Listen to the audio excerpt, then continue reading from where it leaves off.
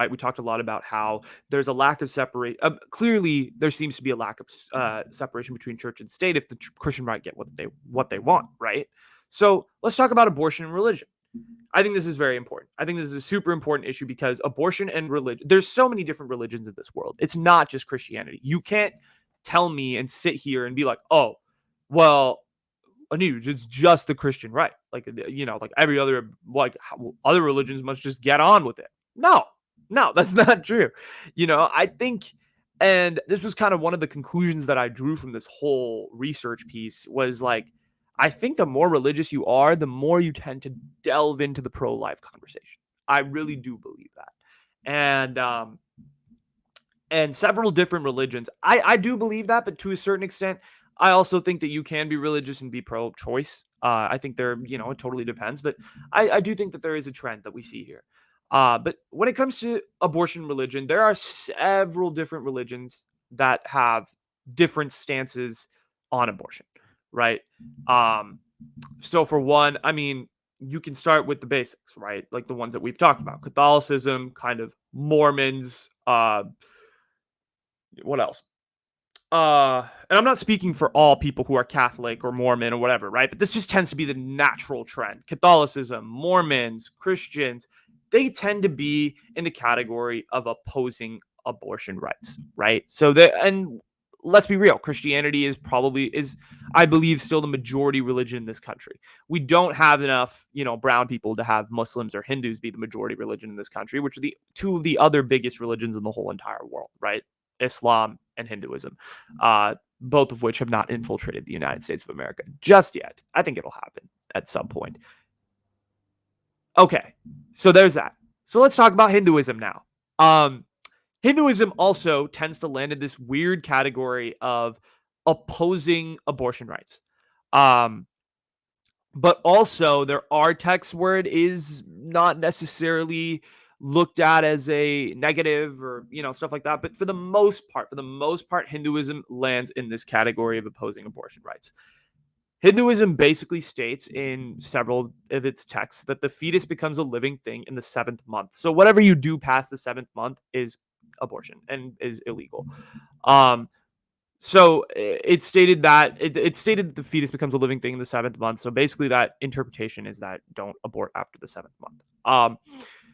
Classical Hindu texts, so I'm talking like Bhagavad Gita and all of these things, and the Vedas and stuff like that, are against abortion. But weirdly enough, it's very weird, and this kind of goes back to this whole issue of like women's rights and this whole conversation. They encourage Hindu texts, very classical Hindu texts, like fundamental Hindu texts, encourage abortion when it comes to having a daughter over a son. Right? It's like that whole idea of child sacrifice where it's like, like how in the 14th, 15th century in England, like, the monarchs would have like 10 kids because they would try to have a son and they finally had the son on like the 10th try or whatever. Right. It's literally that. So they were like, oh, you have a daughter? Oh yeah, you can abort her, but you just try for a son, right? It's that whole idea of sexism and all of that stuff. That's a whole separate conversation that, is pretty crazy. Like I said, Catholicism also opposes all abortion procedures. They probably have the most extreme policy when it comes to abortion, just opposing all abortions. They do recognize, and Catholicism does recognize morally legitimate procedures. So I'm talking like rape, incest, medically necessities, stuff like that. But other than that, fully against it. Islam's different. Islam's weird.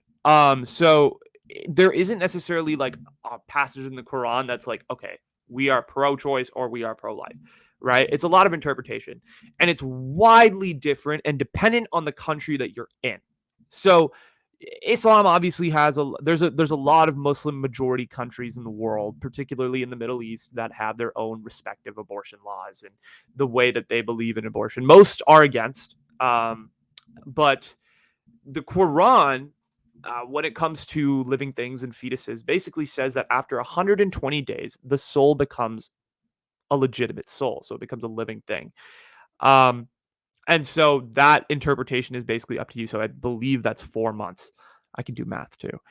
So I feel like Yeah, so it's again, it's another interpretation thing when it comes to religion, which I feel like is a lot of religion. There's no like explicit passages. I think Catholicism is the only one that's like, no, no, no. But Islam also does say when the mother's life is in danger, abortion is appropriate. But for the most part, tend to stay away from it, right? Okay. And then Buddhism is kind of another weird one where there are varying views when it comes to abortion. It depends on what kind of sect in Buddhism you believe. Uh, Tibetan view is basically like when you are harming life, it is a negative action, so you shouldn't do it.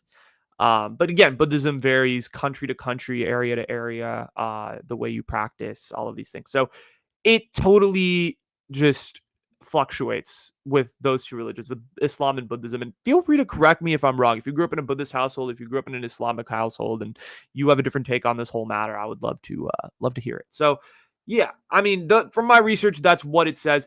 There's this whole, obviously, and now in modern society, everyone's got their own opinion. So it's totally dependent, but I'm saying like like looking at the texts themselves. I'm talking Vedas, I'm talking Bhagavad Gita, I'm talking Quran, Bible, whatever it is. This is pretty much what is stated, right? So most of these religions tend to be more on the conservative side when it comes to abortion, and you can kind of see why the more religious you are, the more you tend to maybe shift to the pro-life conversation. Okay.